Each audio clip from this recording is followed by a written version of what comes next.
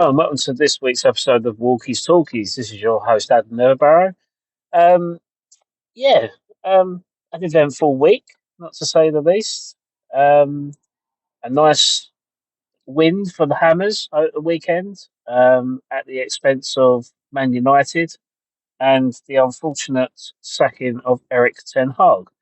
But first of all, I just want to touch on something that was breaking just before I was about to record this, and it was the announcement of Ben Stokes saying that on the 17th of October, his home was raided by masked burglars, and whilst his wife and two young children were present.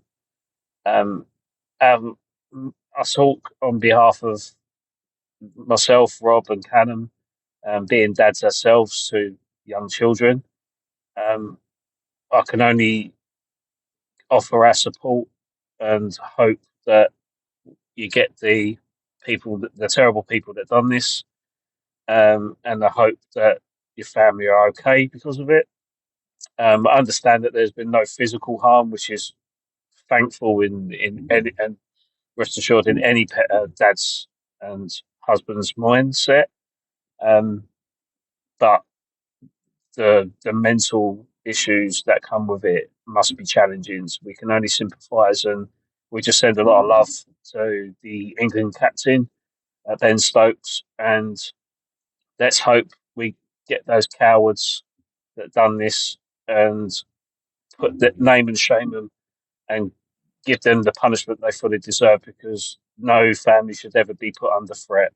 Um, uh, yeah, it's not good. It's not good. Yeah, so it's very.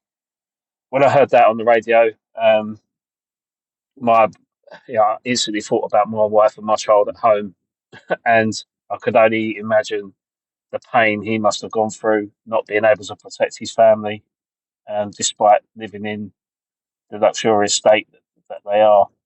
Um, yeah, so I thoughts and prayers go out to the Stokes family during this tough time. And yeah, I say retweet and share his Twitter posts and social media posts to help him find the terrible people that done that to him. On a brighter note, let's talk about the Hammers again. Isn't it nice? So, as understandably, there will be a Let's All Laugh at Man U. Rob will be singing the plaudits to that. Um, in my opinion, it is sad for Erik Ten Hag. I think he's probably one of the most, um, how can I put it? I think he's one of the most technically gifted coaches in the world. I mean, when he was at Ajax and what he achieved with that Ajax squad, um, was unbelievable. I can't, he's pulled his performances at Ajax were warranted, and he wouldn't have got the Man United job. Other than that, like, he is a very very talented coach. The pressures of managing a Goliath club like Man United, because they are, um, is always going to have its repercussions. But I think you have to give him credit. He's the only manager to win a trophy outside of Pep Guardiola, um, in the domestic sense. Really, when you look at leagues and domestic cups, he's won an FA Cup and a League Cup, most notably last season when he beat Manchester City. And yeah, I think he's very very good and very unfortunate to be in the position that he is, to be given the sack. I mean, as joyful as it was seeing West Ham United win 2-1, it was the game was dubbed El Sacchio from the start because whoever lost, their job was under threat. And yeah, if I think Erik Ten Hag will come good. I think he'll get support from home, and he's a hungry manager. He's very hungry. He's very talented, um, and I think he'll get another big job in the not so distant future. I could see him managing Bayern Munich if Vincent Company doesn't work out. I could see him managing the team in Spain. I could see him managing another Premier League side. I can see it happening because there was a lot of talk about him taking over at Spurs before Ange Postecoglou, um, and he's going to have fans. He's going to have fans, and I won't. This won't be the end of him, and it shouldn't define him. I mean, Manchester United is a very very tough task, and you've got the club are still trying to um, emulate the great Sir Alex Ferguson years. So it's always one to.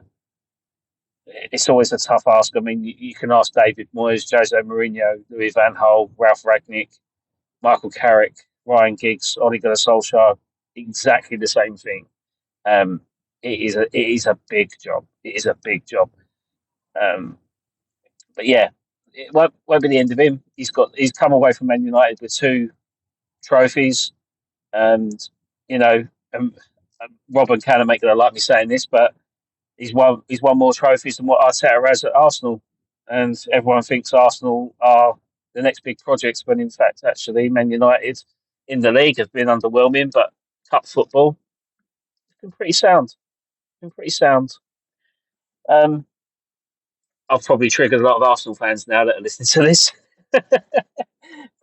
Yeah, but please just comment and like and we'll interact if you disagree with me, and tell me why Erik Ten Hag deserves rightfully deserves the sack because he's not a very good coach. Then please just drop me a message. I'm all ears, and that's what's great about football and opinions because everyone's got an opinion, everyone's entitled to it, and yeah, but when it comes to Erik Ten Hag, I think I'm a big fan of his. Um, if Julian Lopetegui was sacked by West Ham, I would love Erik Ten Hag to be West Ham manager. I'm just putting it out there, and I'll save that for an episode as to why I would much prefer him at West Ham than Lopetegui.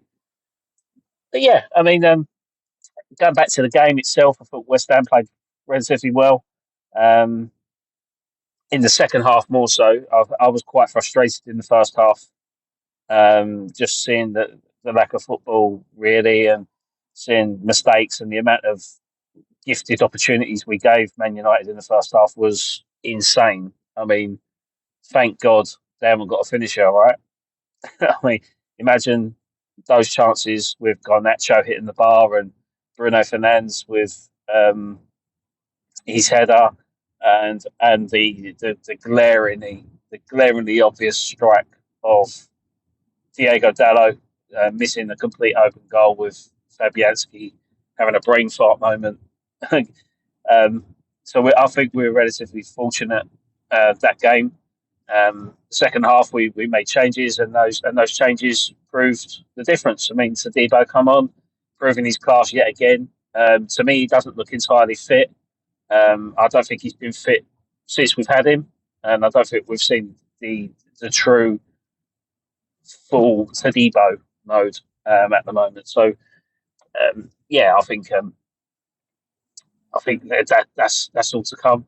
I think Somerville should start, in my opinion. I think Paquetá is clear. It's clear that his head's not in the game for the obvious reasons. We about the club are suffering because of it. I know we're trying to lend our support as much as we can by playing him, keeping him regular. But I think sometimes you need to protect a player for their own good because if they're in the game and they're making mistakes because of events outside of football, then it affects the entire squad. So I think we just have to kind of protect him, keep him on the bench for now, let him play a part cameo where it's not going to be detrimental to results moving forward. And we've just got to play players that are hungry. I mean, Somerville is very, very hungry. David Sullivan can claim full credit on that one, um, and his agent connections. But to be fair, it was a no-brainer signing. I mean, if you're going to buy the Championship Player of the Year and their team failed to qualify to get promotion to the Premier League, you're gonna buy him.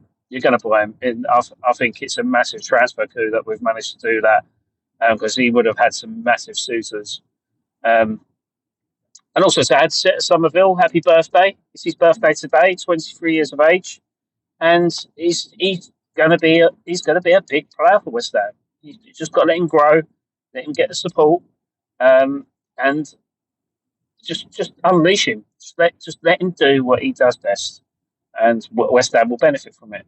And we'll actually play a left winger in a left wing position. That'll be nice, wouldn't it? Um, but yeah, let's see what comes of it. I mean, Somerville, fantastic, absolutely unbelievable. I'm looking forward to what the rest of the season has with him. However, there's still that grey area of Lopetegui. Um, I don't think it. I think the result kind of flattered flattered him. I think he got lucky. I think the team got lucky, but sometimes you need a bit of luck to carry on form. So let's hope that you know that goal with Somerville and the penalty with Danny Ings um, proves to be a turning point for Lopetegui. I hope I'm proven wrong, and I hope that he does well. But in my opinion, I'm still not entirely convinced he's the right man for the job. Um, so let's see what happens. Let's see what happens. So yeah, so thanks guys for listening. In terms of family life, not really much to go on. Obviously, it's Halloween tomorrow night.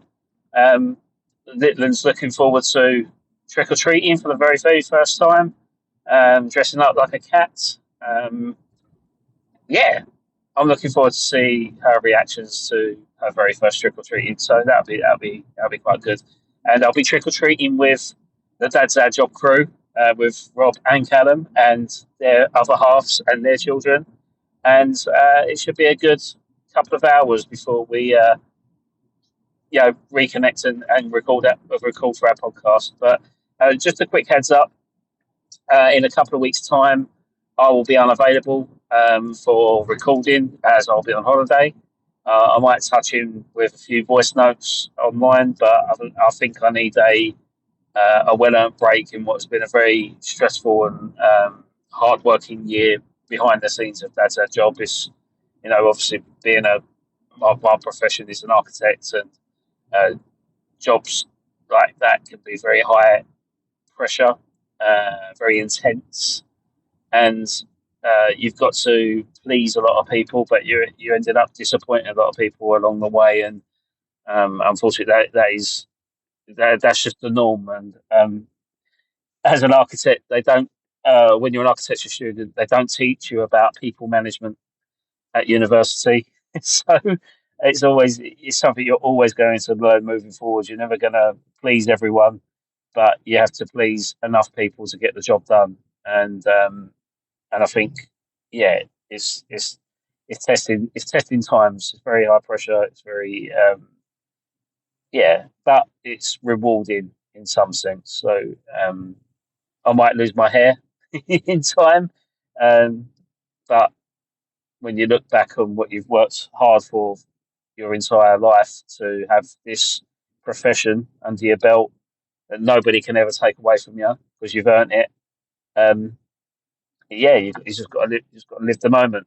So yeah, it's good. It's good. So yeah, so the holiday will let me take a step away from everything and enjoy some quality time with the family and a few beers along the way, and a few sangrias maybe.